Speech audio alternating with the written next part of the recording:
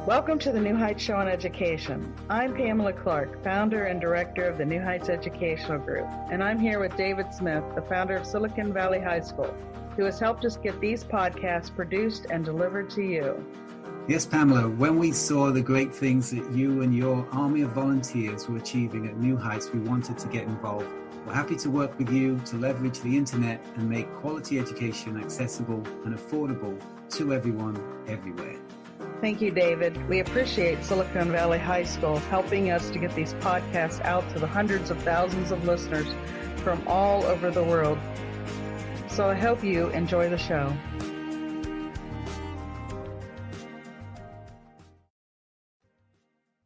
In this week's episode, we will discuss education reform on mission.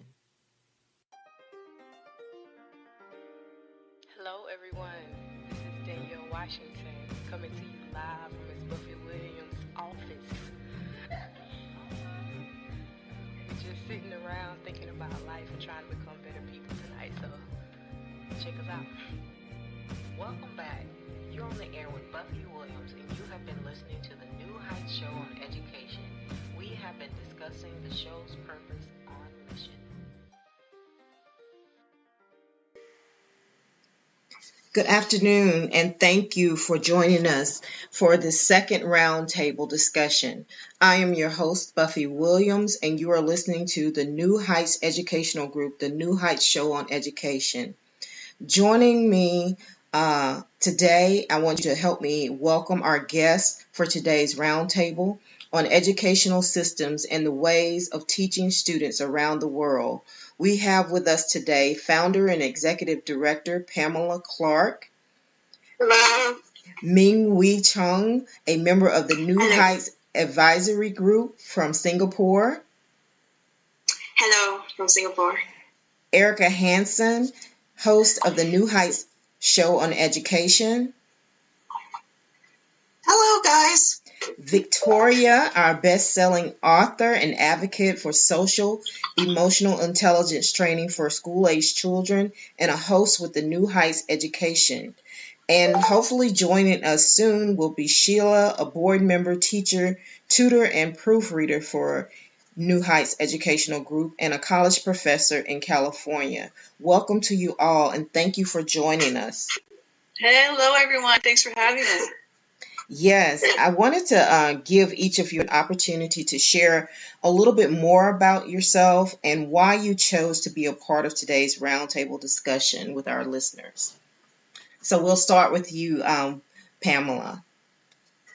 Well, again, we became a syndicated show in the fall of last year, and we had the idea of having round table discussions, and this is our second one now, so this is exciting.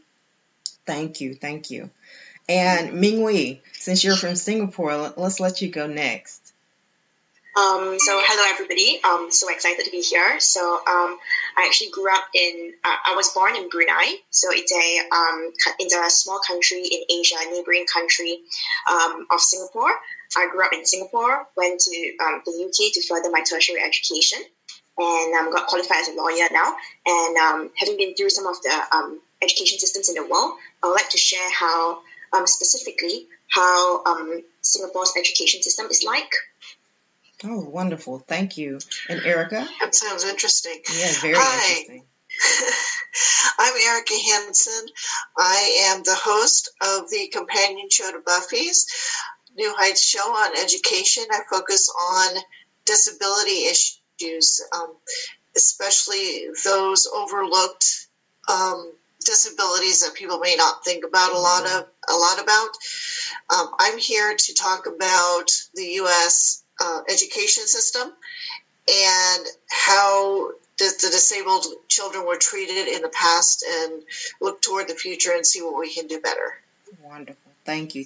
Victoria, we'll let you go. Hi. Well, my background is largely in business. I've been the CEO of 3 different progressively larger chambers of commerce. Mm-hmm. And my observation, even being in the world of business, was I'm always looking for the root solution for everything. And my observation was that if the people involved in the decision making came from the strongest, most world thinking place, that's where the real difference was made. So, which speaks to social and emotional intelligence. And those are the qualities that really make the best leader, make the real difference. So I actually left the business world and have been writing and speaking for, 10 years now.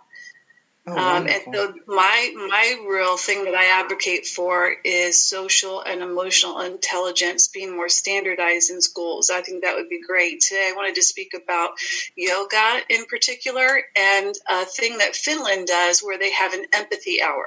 Wonderful, wonderful. And I see we have another guest in addition to Sheila Ashu. Would you give your correct pronunciation of your name for us and a little bit about you? We're just opening up the roundtable. Thank you for joining us. Thank you very much. Actually, it's pronounced Ayush. And thank you. Yeah. And I grew up in India, and I've seen the differences and the similarities in, both the United States and the Indian educational system. I just want to talk about how education differs as you go from, maybe country to another. Wonderful. I know that one of the things that surprised me, and thank you all again for joining us, about the educational system is that with the U.S., it's surprising that we're lagging behind at this date and time because we were once top in the nation and now we're lagging behind in the nation. But we still seem to be in the top 10 of our universities and colleges. So I wonder if you all have some thoughts about as far as K through 12, because, our show, the show that I host, focuses on the K through 12 area.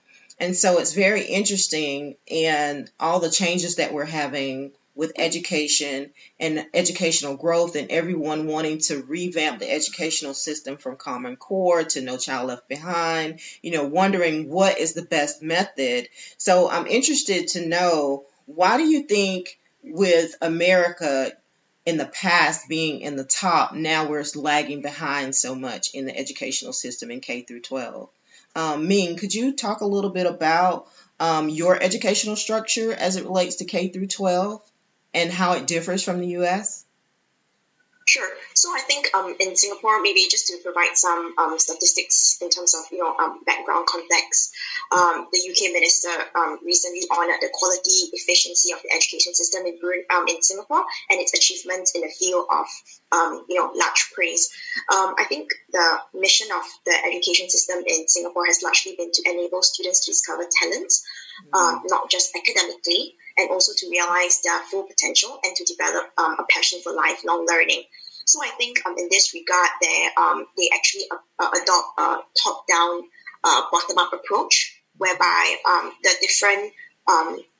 there are different roles played by different individuals. For example, it can be compartmentalized into 3 categories of individuals. First of all, there will be the teachers. So the teachers in the schools work very closely with parents as well as the students to ensure that they do regular check-ins. We do have something called the PTMs, which is a parent-teacher meeting, where we hold it where we have it very regularly, almost at the end of every semester or every term, whereby teachers will provide feedback to either the parents or the legal guardians of the students to provide feedback on their learning and to just check in on their mental and mental well-being as well. That's good. And if necessary to provide support as well. That's interesting. And what age, and you guys jump in at any point for the roundtable here, at what age do they start educating students in Singapore? We have got, we can start at about 2.5 or 3 years old. So we've got nursery, and then we move on to kindergarten, and then primary, secondary, and then tertiary. Wow. That's a lot different from the educational structure here in the U.S. At age 2.5. Do you think, Victoria, if we started emotional intelligence at that age, that we may garner some different results here in the U.S.? I really do. There's so many studies really in America that see this now, and I think we're adding little elements of emotional education into our training, but it could be so much more, so much more. Up to 80% of your success in life, according to so many different studies, is actually based on your emotional intelligence. So I know for many years in America, we've pushed the STEM cell classes, science, technology, math. And there was a reason for that at the time. The technology exploded, but we're actually entering a new age right now. Daniel Pink calls it I believe he calls it the creative age, but it's where the creative side of your brain is going to have to be more dominant, and that's going to include, in my opinion, all of the social skills that we have. The study that I brought up that actually said Denmark earlier, or Finland earlier, it's actually in Denmark, but they have an empathy hour once a week, just once a week. It's 1 hour at all it is. And I know our educational systems are already well packed and full of mandated courses, and there's not much room, but it makes such a difference. And if I could just kind of read this here, the quote, it's the teachers say that it makes such a difference starting from a young age, makes them more emotionally and socially competent, and greatly reduces bullying as well. Also makes them more successful adults. That they focus on talking in a relaxed setting is what they do. This is how they teach the empathy. The students gather once a week and they just share whatever issue is on their mind. And all the other students, guided by the teacher, are encouraged to listen. And then together, they find solutions. So you can see how that forces them to listen and think and understand where the perspective of the other person. Because so many times, if children have an issue, it's just that they don't understand, what the other person's really feeling and thinking. So if you can hear another person's thoughts, then it really helps you connect and just makes them more satisfied and calm in school, which opens up their minds more to learning other things. Yeah, Ashua, I'm interested to know, how are they teaching in India at that grade level? It's very similar to what Ming described. I mean, we start nursery at 3 years old, and then it goes from nursery, KG, and then first grade. And it's basically, we also have PTMs, but it's at the end of each semester. And to whole to let the parents know, be more aware of a child's progress. In this way, I think that our parents know what a child needs and what he or she doesn't at the same time. Mm-hmm. And Erica, from your perspective in your specialty area, how do you think these changes would affect students who have some maybe academic challenges or physical challenges to, approaching education? Well, I find it very interesting. I think it seems to me that these other countries have a more individualized human approach to education. Not saying that our teachers aren't wonderful, because they are, and they deserve everything in the world. But I think the U.S., unfortunately, focuses on the academics rather than the person.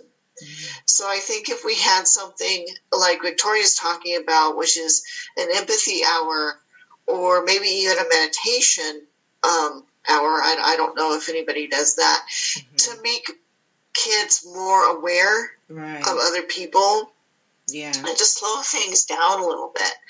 That's what I'm noticing in our schools, is that it feels to me like we're so busy trying to rush through school and shove all the knowledge in our heads, and we don't have that emotional intelligence that Victoria is talking about, because we are so focused on learning the books, learning the numbers.